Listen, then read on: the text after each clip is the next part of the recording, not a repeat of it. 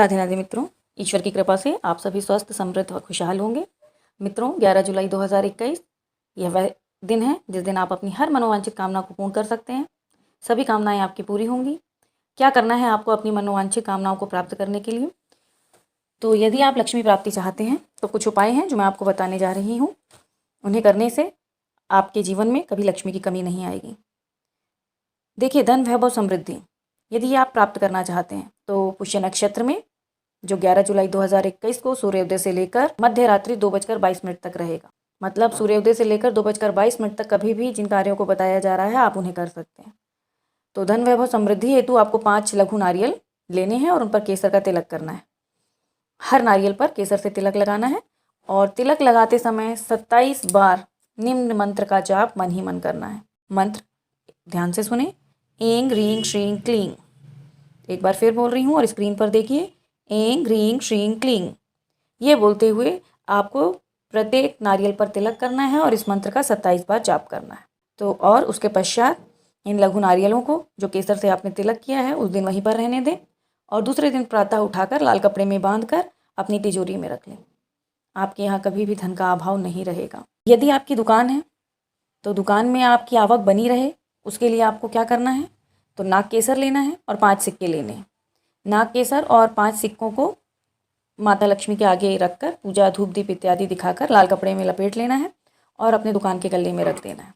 ऐसा करने से कभी भी दुकान की आवक में कमी नहीं आएगी। गोमती चक्र, यदि आपका भाग्य आपका साथ नहीं दे रहा, आप कुछ करते हैं लेकिन भाग्य साथ नहीं देता, इस स्थिति में आप 3 गोमती चक्र लीजिए, उनका बारीक चूर्ण कर दीजिए।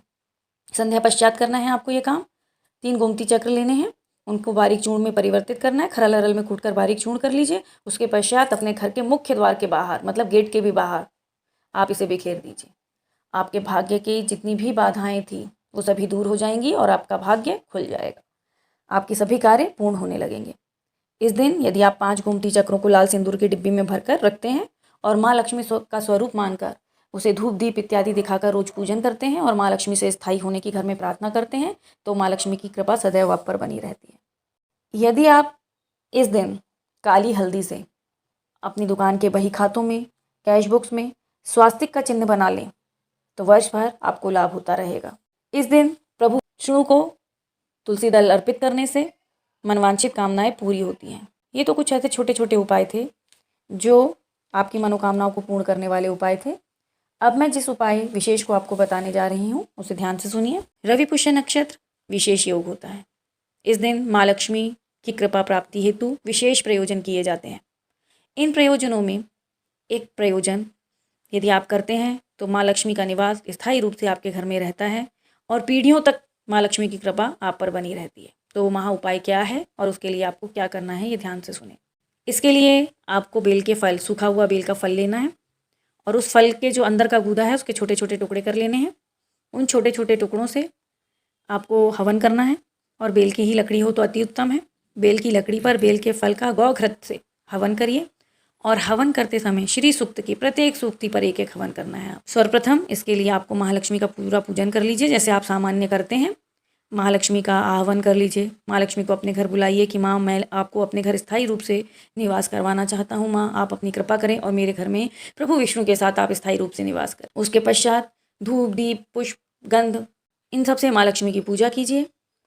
माँ लक्ष्मी की पूजा करने के पश्चात श्री सूक्त का 4 बार पाठ कीजिए। 4 बार पाठ करने के पश्चात 5वें पाठ में आपको माँ लक्ष्मी का यह हवन करना है जो मैंने आपको बताया कि बेल की लकड़ी प्रज्वलित कीजिए। बेल की ना हो तो आम की भी चलेगी और बेल के फल से आहुतियाँ देते हुए बेल के फल के छोटे छोटे टुकड़े करिए और उसे गौघृत में डुबोते हुए प्रत्येक सूक्ति पर एक एक हवन करते जाइए। 16 सूक्तियाँ समाप्त होने पर प्रणाम कीजिए और माँ लक्ष्मी की आरती करके उनसे प्रार्थना कीजिए कि वो स्थायी रूप से आपके घर में निवास करें। यदि बेल फल आपको प्राप्त नहीं होता तो आपको हवन किससे करना है उसकी सामग्री मैं आपको बताने जा रही हूँ। देखिए, ये सामग्री थोड़ी सी महंगी तो ज़रूर है, लेकिन यदि आप इस सामग्री से पुष्य नक्षत्र के दिन माँ लक्ष्मी का हवन करते हैं तो माँ लक्ष्मी का आपके घर में पीढ़ियों तक निवास रहेगा। इसमें आपको क्या क्या लेना है? तो इसमें आपको काजू लेने हैं, बादाम लेने हैं, किशमिश लेनी है, छुआरा लेना है, कमलगट्टा लेना है और मखाने लेने हैं। एक बार सामग्री फिर से सुन लीजिए क्या क्या होना चाहिए हवन सामग्री में।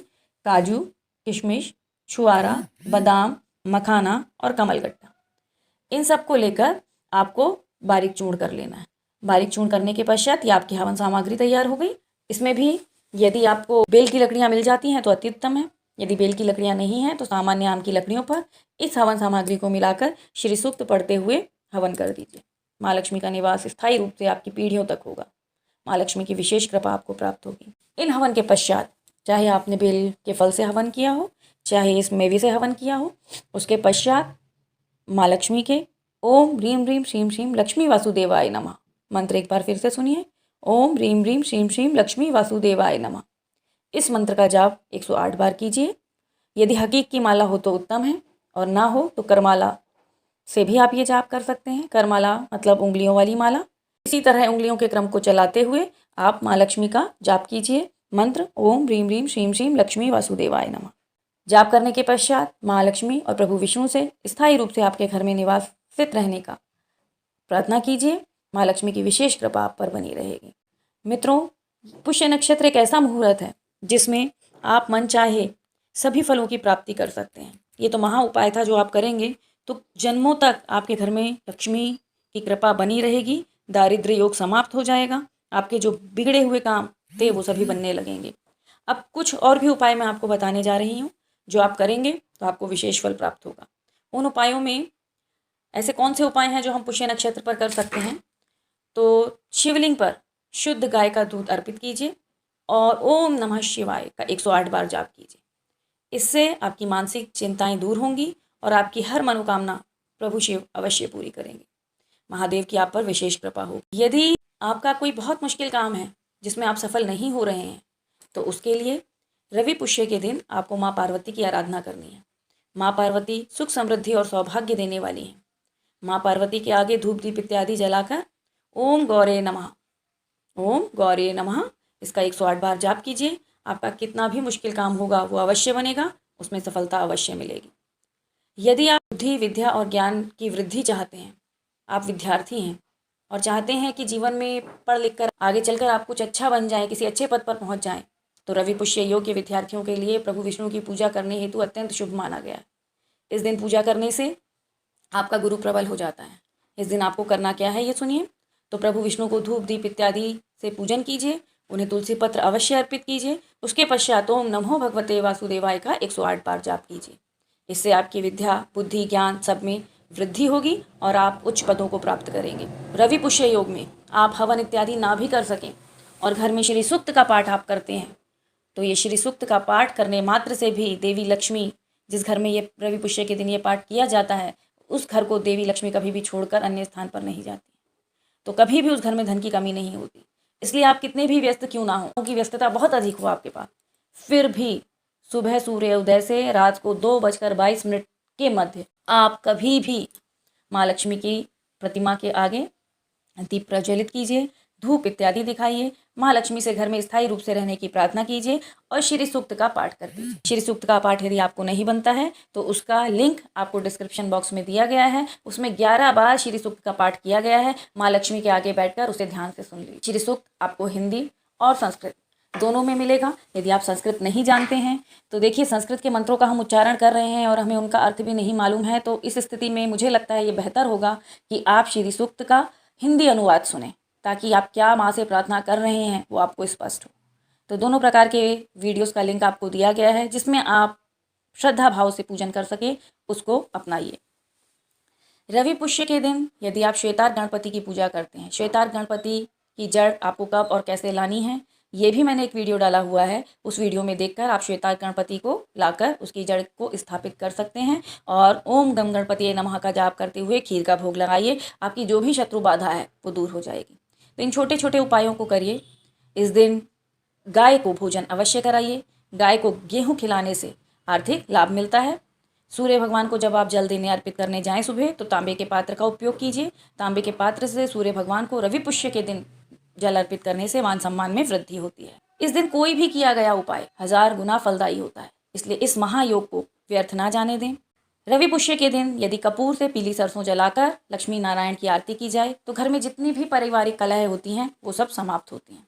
तो मित्रों, इन छोटे छोटे उपायों को आप अपनाइए। प्रभु आपकी सारी मनोकामनाएं पूर्ण करे। माँ लक्ष्मी की विशेष कृपा आप पर हो।